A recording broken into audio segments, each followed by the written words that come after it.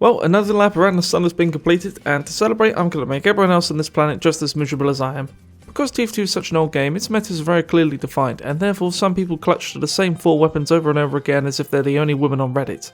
This in turn has caused me to build up a lot of hatred towards some of these weapons, as by using them over and over again, some of these people are greatly missing out on other incredibly fun playstyles or weapons or whatnot.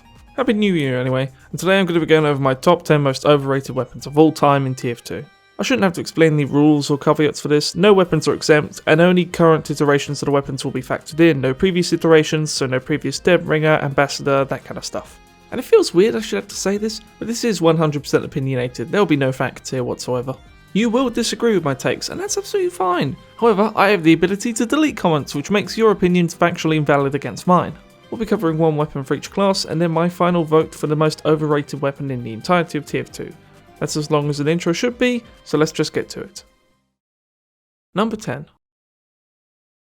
I've decided to get this one out of the way first, as I know this is probably one of the ones I'm going to get the most hate for, but number 10 is the stock revolver. So, like I said previously, I was away from TF2 from early 2020 to essentially the summer update this year, and I came back to this just religious love of Gunspy, and it's so weird to me. It was so weird. Gunspy was not something anyone had ever talked about before, and it really did seem like a case of the community just making up subclasses out of desperation. So, I did a couple of videos trying out Gunspy, and my theories were basically confirmed. My current theory is that the only reason people think Gunspy is good or fun or whatnot is purely because of the sound design of the revolver. Yeah, I mean the revolver sounds very good and it feels fun, but it's just not a good weapon. Pitiful damage at negligible amounts, incredibly harsh fall off, and a bullet spread more flexible than Jimmy Carr's accountant. These are the things you will be met with when using any revolver for any form of Gunspy. Just put the gun down and pick back up your knife. That's why you have it in the first place. Number 9. So, would you believe me if I said Demo was actually one of the harder ones to pick a weapon for this list? Most of Demo's weapons get used pretty evenly, so therefore I turned to Demo Night, and as soon as I did, a weapon came out of the blue as clear as day to me. Number 9 is the Tide Turner. I defy you to find me a chill, calm, and relaxed Demo Night main. There are never any. They're always the most intensest people on the planet, religious about the craft of Demo Nighting, I guess. And you'll always find they're using this thing. They never use, say, the Splendid Screen or the Tide Turner, and I'm going to assume this is entirely because of the trimping potential. Trimping is cool, but it's just not as practical as it sounds. Why would you choose trimping over flat, better resistances? Well, the answer is because they have to upload it to their VODs channel, otherwise no one else will think they're cool. Basically, if you're going to be going Demo Night, just use the Splendid Screen. Flat resistances and increased shield bash damage are just better than the ability to free control at will. Number 8. Would it be wrong for me to say that Scout probably has the worst collection of weapons in the entire game? I mean, yeah, he's got some pretty good secondaries, but he's only got like 2 good melees and 1 good primary. Yes, that's right, the Soda Popper sucks and you know it. Number 8 is the Soda Popper. Now, I love bad weapons, I love the backscatter and all sorts of other things like that, because they're generally just the most fun. Bad weapons tend to be the ones with the most outlandish playstyles that just don't really work as well as they do on paper, and therefore I have a lot more fun with them than weapons that just give you a meaningless bonus in exchange for no random critical hits. What I'm trying to say is, I love the Force nature, and the Soda Popper takes away every single fun thing from that weapon. People seem to stick to this religious idea that this thing's the equivalent to the normal scattergun. No, it is not in any way at all. The stock scattergun is basically the only good scattergun in my opinion, and I highly doubt anyone's going to argue that. Yes, I know there's a huge cult, you could say a cult following, of people that love the Soda Popper, but just at the end of the day, would you rather have 2 short bursts of high damage, or 6 long continuous bursts of high damage? No matter how fast the reload speed or firing speed is on this thing, it will never be as good as the stock scattergun, and therefore I think it's incredibly overrated. Number 7. So this next weapon on our list falls into what I like to call achievement syndrome, in which newer players get it from an achievement and therefore instantly think it's a stock upgrade. Now when I say this, many different weapons may come to your mind, for example the bonk or the direct hit, but to me, one weapon stands out among them all.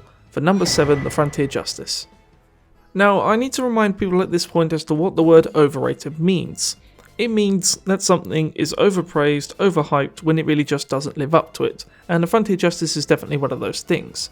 As you see, The 3 shots are just so detrimental to the consistency of a weapon when compared to the 6 shots or even 4 shots that many of his other shotguns have. Now, I really like the Frontier Justice and I really like using it.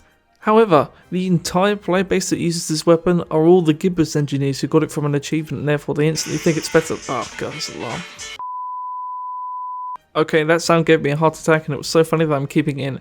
My point being, to all of the new players who use this weapon, it's nowhere near as consistent as you might think. Please don't rely on it. Pick back up the shotgun when the situation calls for it. Number 6. Hey you. Yeah, you. Did you know that Soldier has a collection of the 3 single best secondaries in the entire game? The banners? Each of these banners can be filled by dealing 600 damage to the enemy and can give your team various effects for a several amount of seconds. Did you know how strong these things are? So why on earth would you choose number 6 the gunboats over any of these? The people that wear these infuriate me because they're always the same kind. You know, they're always the kind that think they can carry the entire team or vote kick medics whenever they're healing anyone who's at them. You know, the try-hard roamer, I think they are often known as. And the sad part is, this is the majority of soldier mains, and I don't know why. I don't know why this need to be a solo player is so important to them. I guess it's the same like I was talking about earlier with Demo Knights and Frag compilations, but the name team is in the game. And the banners are 3 of the single best secondaries in the entire game. Imagine if any other class could use them as well, yet you choose to be so selfish and put these metal whatsits over your feet. Every single thing I said for the Tide Turner applies to the gunboats as well. These people think they can carry the game and that they're gods in the universe, yet they're just the tiniest aspect of a team of 12. One other thing I've also found is that all these kind of soldiers are always committed to something called Highlander, which I had to look up, and it's apparently just competitive TF2. But I don't know, apparently every single person who's ever worn the gunboats ever plays Trollger. No, not Trollger. Plays Tryhard Roamer for a solo highlight. I don't know, just equip a banner. Number 5. My dear sweet and somber viewer, allow me to share with you the most crucial of informations that not even the wokest of libtards could deny. Opinions can change. You can like something one day and then dislike it the next, and that's completely fine. And this is kind of how I feel with number 5, the Dragon's Fury. Now, I do not hate the Dragon's Fury whatsoever. However, I never realised there was such a skill-dependent cult relating around this thing that I had never seen for some reason. And when I say skill-dependent cult, that is in massive quotations. You see, I was originally alerted to the cult following this thing had when I was making my Cult Followings Part 2 video way back when.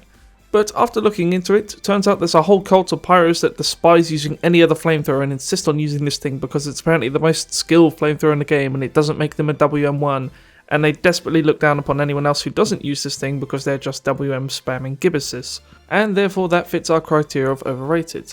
Now, like I was saying earlier, I used to love this thing so much, but I originally put it down due to a lack of strange. Yet, I'm actually very sad to see what's happened to this thing, just in terms of player stigma or stereotypes.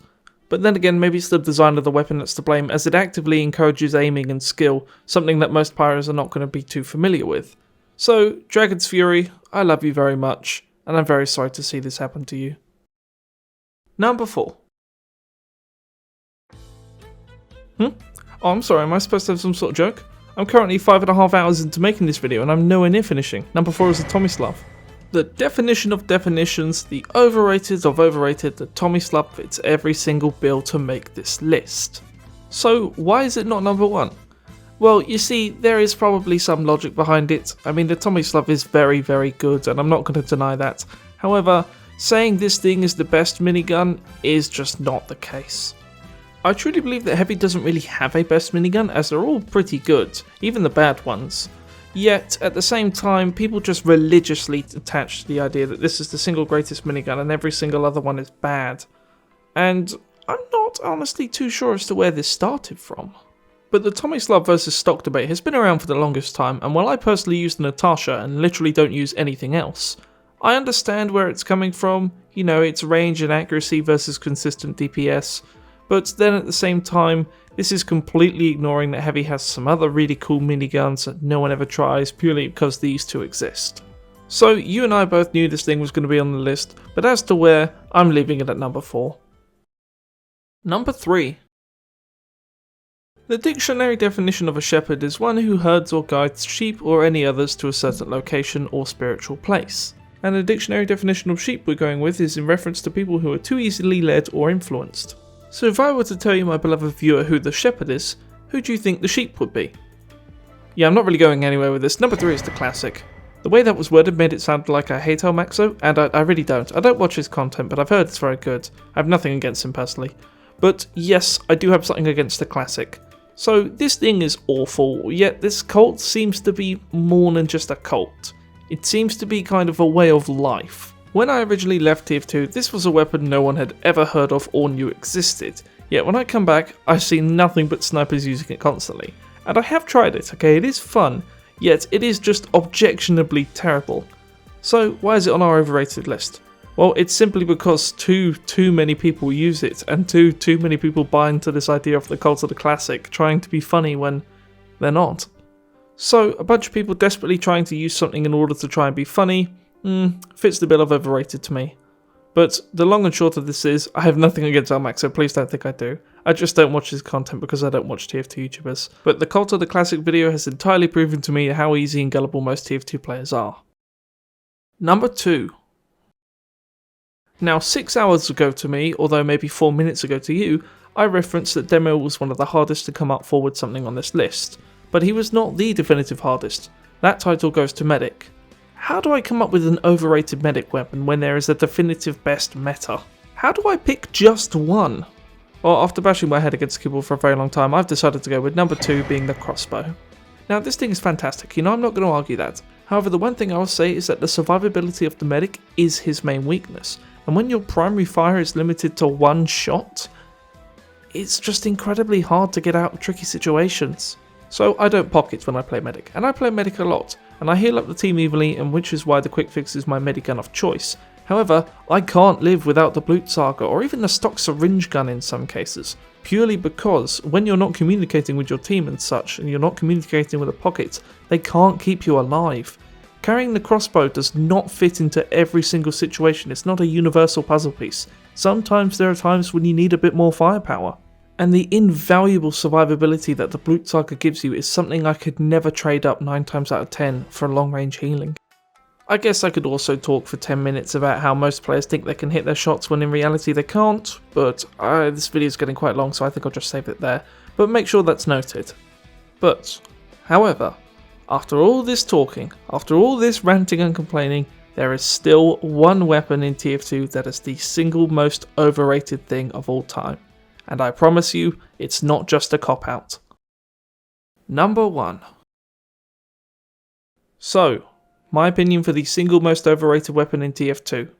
And it is an actual weapon. It's not just something like, the golden frying pan or something like that.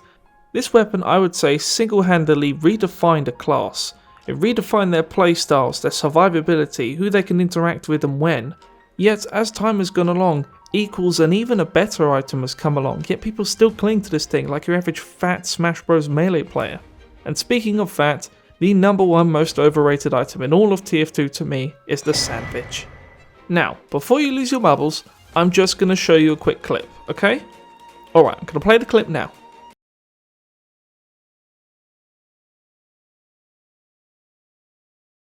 Okay, do you now see where I'm coming from? The second banana is just a better sandwich. You can get 3 bananas in the time it takes you to get 1 sandwich that is 600 health compared to 300 health.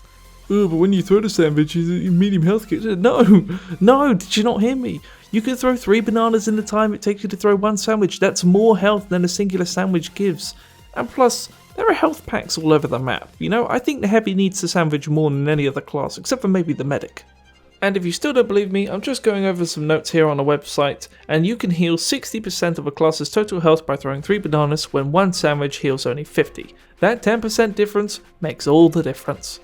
You could blame the second banana's utility on power creep or whatever you might like, but at the end of the day, the second banana is simply the best lunchbox item, and the sandwich is simply the most overrated item in all of TF2. Did you agree with any of these? Did you? If you did, please let me know down below, as I'd love to see more who share my opinions. And yes, this video was deliberately tailored to be grumpy, as well. No one ever likes talking about weapons they dislike.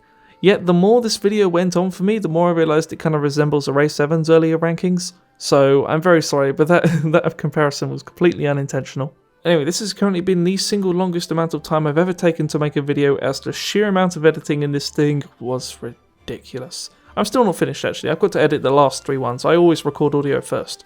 But thank you very much everyone for watching, and the only other thing I have to say real quick is that if you'd like to become a moderator on our Discord server, we will soon be hosting more moderator tryouts, as we currently have 420 people, and we've only got like 7 mods. I will be holding the interviews myself, yet there will be more details published in the next video, but stay tuned for that. Anyway, thank you very much everyone, thank you for watching, and I'll see you later down the sunny road.